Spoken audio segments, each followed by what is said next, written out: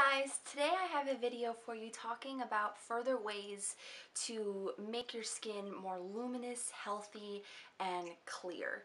And I know I did a video a couple months back talking about my everyday skincare routine. And I know that was pretty popular, and I know that a lot of teenagers especially like hearing about products that work, products that clear acne. And this video is going to talk to you guys about further ways to make your skin more clear, more healthy, and just more luminous all around, really.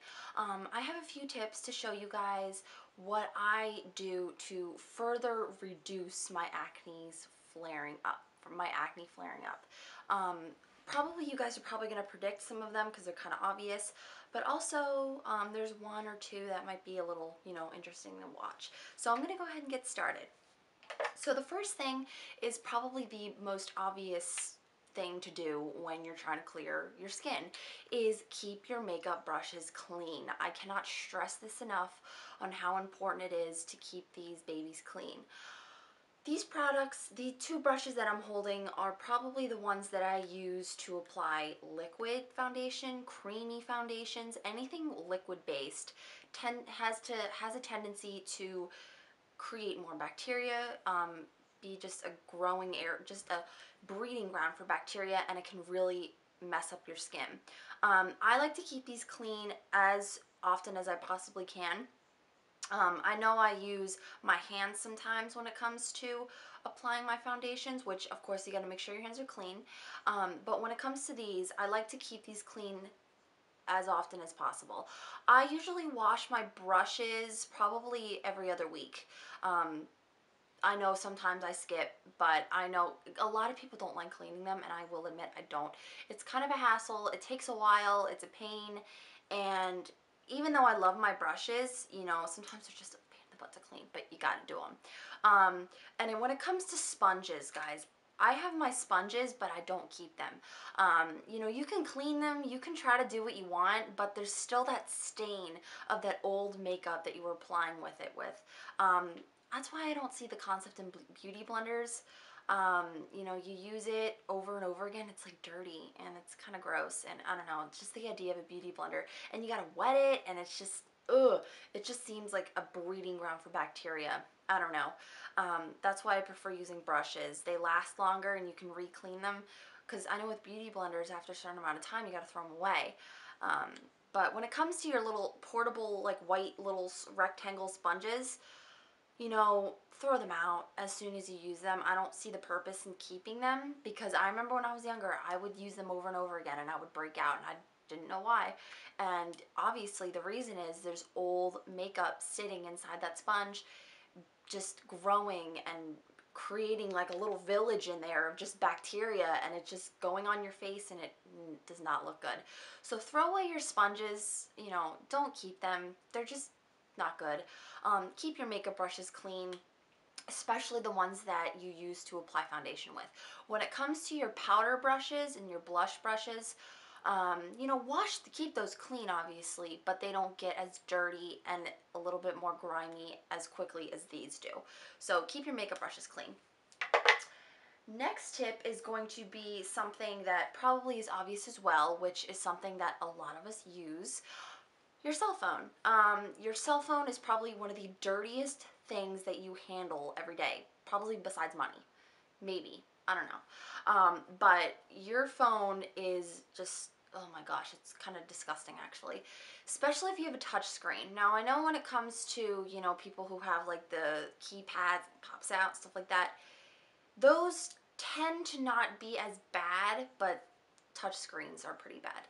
Your hands are touching everything, and you put it on your phone, and someone you get a call, you gotta put it on your face, and then your cheek would break out. I remember that so well back in the day, and it's not good. So make sure to get a wipe. I like to use the Clorox wipe when I do this. I like to drain out as much product as possible so it doesn't damage the phone. You want to be careful, and just gently wipe it over, just wipe over the screen, go over it, and then maybe take like a soft towel, or like a softer toilet paper or like a paper towel or something, and then just dry it off, or you can just let it air dry. I would say just clean the screen if you have a cover, because besides the backing of the phone, it shouldn't be that dirty. Just clean the screen. Yeah, that will probably make a huge difference in, from preventing acne, like right around here. Another thing, you guys, another tip I would suggest is keeping your pillowcases clean. Now, I know this is kind of random, but actually, your hair and your face produce oils naturally. And, it's a good thing that your skin is producing those oils, but you don't want to be sleeping in it every single night. And over time, those oils will go like onto the fabric, and if you're sleeping on that over and over again, you're gonna have breakouts. This usually happens for people who have cotton, like cotton pillowcases, because I know cotton absorbs, those oils and those products, I don't know, those oil. Oh my gosh, pillowcases absorb it. And I would say try to keep your pillowcases clean as often as possible. I like to wash my bed sheets maybe every other week, mainly because you don't have to keep it clean all the time, but because I have 4 pillows on my bed and I like to switch them out, so I know if a pillow is getting a little dirty, I will switch it to the back, and then once I have all my 4 pillows kind of, ready to be cleaned, I will clean it. So I would say keep your pillowcases clean, because even though, you're just sleeping on it, just keep it clean, because you don't want to wake up and have, your side, area being broken out. I don't think it's a problem if you're, laying, on your back. I can't sleep on my back, but anyway, I want to get back to the video. But yeah, make sure to keep your pillowcases clean, and plus they smell good when you clean them. I just washed mine, I think 2 days ago, so they're nice and fresh right now. Another thing I'm going to tell you guys to do is probably, this is the obvious part of the video, food and what you put into your body, because your skin reflects how your body is on the inside. Basically, if you're putting in just junk and just bleh, it will show over time. You will expand, and that's what happens. But keeping your skin healthy and fresh and luminous is very important, and it's very relied on what you put into your body. So the first thing I'm going to tell you guys to do is obviously drink lots of water. I wasn't a big water drinker, a while back, and I just didn't like water. It didn't taste good. I just didn't like it. But now I've made a conscious effort to choose water over soda or anything like that. I usually drink water when I'm out at school, when I'm out to dinner, when I'm out walking around, shopping, whatever. I always have a water bottle with me to stay hydrated, just to keep my skin and just to get all the gunk out, because water is basically a cleanser for your body. It really takes all the gunk and the unnecessary just residue out and clears and I've heard so many stories of just literally switching. Like if you go to lunch and you get a Coke, switch that Coke for a bottle of water and you will see a difference. Maybe not right away, but over time, just that one less, product, and change it for something more healthy will really make a difference over time. Plus, water has no calories, has no sugar, nothing like that. And, sodas are just so bad for you. And I know sometimes they're good. I will admit I like soda, but water is just the way to go. And then when it comes to food,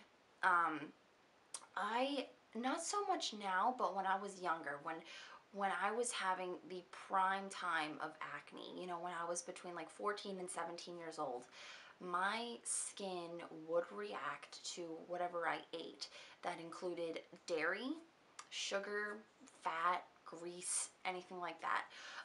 Things that were high in fat, things that were high in calories, sugar, saturated fat, anything like that really made my skin kind of freak out a little bit. I noticed that, after I ate a lot of sugar, after I ate a lot of candy, cookies, just high calorie processed foods. Omega-3s, take your omega-3s. If you don't like fish, I know some people out there are not fish, seafood people. Try to get your omega-3s by vitamins, anything like that. And just, you know, start eating those healthier foods and you will see a difference in your skin.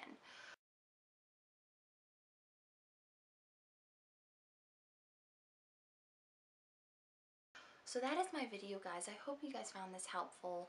I really had a lot of fun researching this and thinking of ways that you guys might enjoy, you know, of ways that might keep your skin clearer.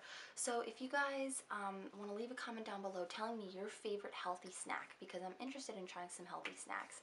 So let me know in the comments below. Like this video if you did, subscribe if you haven't, and I will see you guys very soon in my next video. Bye!